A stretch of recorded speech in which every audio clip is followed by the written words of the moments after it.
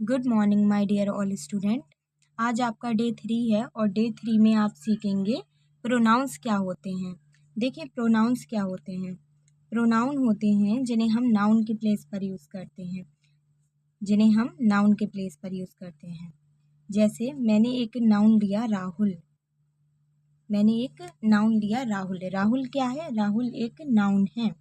तो राहुल की प्लेस पे मैं क्या लिख सकती हूँ? ही लिख सकती हूँ, है ना। राहुल एक लड़का है, लड़के के लिए मैं ही का यूज़ कर सकती हूँ। और ही हमारा क्या है? ही हमारा सब्जेक्ट है। क्या है ही हमारा? ही एक सब्जेक्ट है जिसको हिंदी में बोलते हैं कर्ता। कर्ता मतलब होता है काम करने वाला, काम करने वाला। देखिए प्रोनाउन क्या होते हैं जिनको हम नाउन के प्लेस पर यूज़ करते हैं। नाउन मैंने लिया राहुल। राहुल एक लड़का है, इसलिए राहुल के लिए ही का यूज़ करेंगे। ही हम ऐसा सब्जेक्ट लिख सकते हैं, है ना। सब्जेक्ट का मीन्स होता है कर्ता। कर्ता मीन्स होता है काम करने वाला। अगर ही एक सब्जेक्ट है, ही क्या है? ही एक सब्जेक्ट है। ही एक सब्जेक्ट है तो शी भी सब्जेक्ट होगा, दैट भी सब्जेक्ट होगा। ही का मतलब क्या होता है? ही मीन्स होता है हिंदी में वह। ही मीन्स वह और सी मीन्स वह। दैट का मीन्स क्या होता है? दैट मतलब भी होता है वह। ही वह के लिए आता है, शी वह के लिए आता है और दैट भी वह के लिए आता है। ही का यूज़ करते हैं हम बॉयज़ के लिए, use for boys. And she का यूज़ करते हैं यूज़ फॉर गर्ल। गर्ल के लिए सी का यूज़ करेंगे, है ना। बॉय के लिए ही, गर्ल के लिए शी। दैट का यूज़ किसके लिए करेंगे? दैट का यूज़ करेंगे both non living and living, दोनों के लिए यूज़ करेंगे। मीन्स दैट का यूज़ आप करेंगे use for both living and non living, दोनों के लिए यूज़ करेंगे दैट का।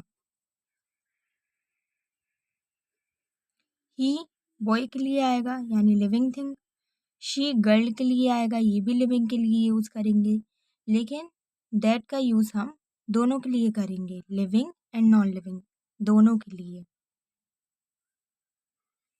ही शी दैट तीनों का हम वह के लिए यूज़ करते हैं। अगर किसी लड़के के लिए बात कर रहे हैं तो हम ही करके बोलेंगे, जैसे ही इज़ अ बॉय, वह एक लड़का है। शी के लिए बात करेंगे तो बोलेंगे शी इज़ अ गर्ल, वह एक लड़की है। लेकिन दैट के लिए यूज़ करेंगे हम तो हम बोल सकते हैं that is a boy, that is a girl, वह एक लड़की है या वह एक लड़का है। तो मेन डिफरेंस इन तीनों में क्या है? डिफरेंस ये है कि जो दैट है वो हमें क्या दिखाता है? दूरी दिखाता है, डिस्टेंस शो करता है। क्या शो करता है? डिस्टेंस शो करता है। जैसे मैंने बोला ही इज़ अ बॉय, वह एक लड़का है। शी इज़ अ गर्ल, वह एक लड़की है। लेकिन जैसे ही मैंने बोला that is a girl, that is a girl, इसका भी मीन्स है कि वह एक लड़की है। लेकिन दैट ने क्या दिखा दिया कि जो लड़की है वो दूर है। ही और शी आपको डिस्टेंस शो नहीं करेंगे, लेकिन दैट का मतलब है कि जिस चीज़ के बारे में बात हो रही है वह हमसे दूर है ना। तो ही और शी आपको डिस्टेंस नहीं दिखाएंगे, दैट आपको डिस्टेंस शो करेगा। ओके, ऐसे ही देखिए this and it. This and it दोनों का मीन्स होता है यह। दिस का भी मतलब यह है, दैट का मतलब भी यह है। दिस का मतलब भी यह है, इट का मतलब भी यह है।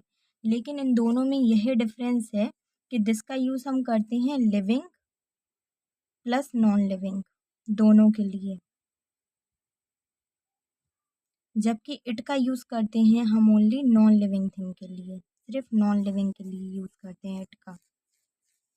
ठीक है, दिस का यूज़ होता है लिविंग प्लस नॉन लिविंग दोनों के लिए, जबकि इट का यूज़ होता है ओनली लिविंग थिंग के लिए। अब इन दोनों में मेन डिफरेंस पता है क्या है? इट आपको कभी भी ये नहीं बताएगा कि कोई चीज़ पास है या दूर है। जैसे दैट आपको बताता था कि कोई चीज़ दूर है, ऐसी दिस आपको बताएगा कि कोई चीज़ हमारे पास है। जैसे this is a girl, this is a girl, यानी यह एक लड़की है, लेकिन यह लड़की मेरे पास है, मेरे नज़दीक है। तो दिस क्या शो करेगा? दिस, पास और नज़दीक, नज़दीकी, ये दोनों चीज़ें शो करेगा दिस। जबकि दैट क्या दिखाता है? दूरी दिखाता है। ठीक है, अब मैं बोलूँ it is a pen.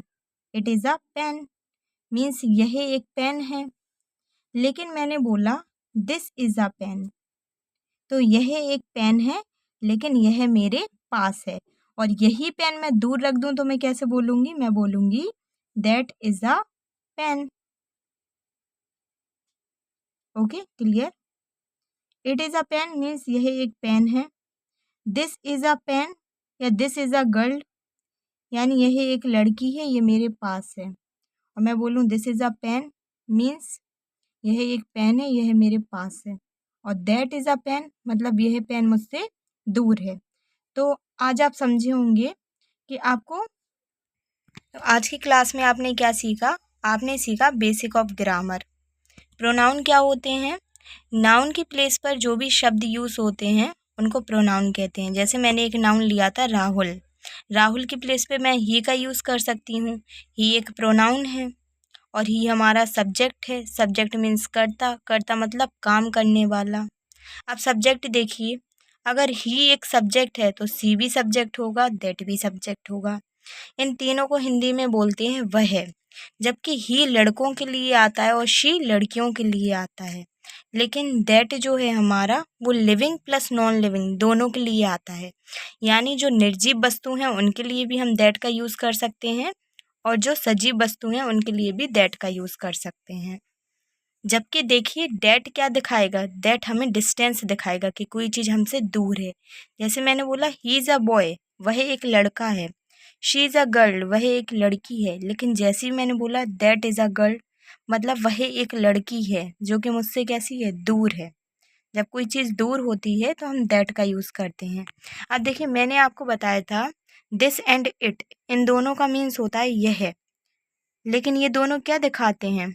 It का यूज़ आप नॉन लिविंग थिंग के लिए करेंगे यानी निर्जीव वस्तुओं के लिए, जबकि दिस का यूज़ आप करेंगे लिविंग प्लस नॉन लिविंग दोनों के लिए, यानी सजीव और निर्जीव दोनों वस्तुओं के लिए। देखिए जैसे मैंने बोला this is a girl means यह एक लड़की है।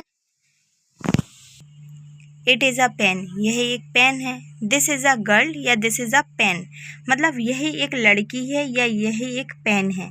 तो जब मैंने दिस का यूज़ किया मतलब ये चीज़ मेरे पास है, जबकि मैंने दैट का यूज़ किया दैट इज़ अ पेन मतलब ये चीज़ मुझसे दूर है। तो दिस और दैट हमेशा हमें पास और दूर दिखाते हैं। दिस का मीन्स कोई चीज़ पास है और दैट का मीन्स कोई चीज़ हमसे दूर है।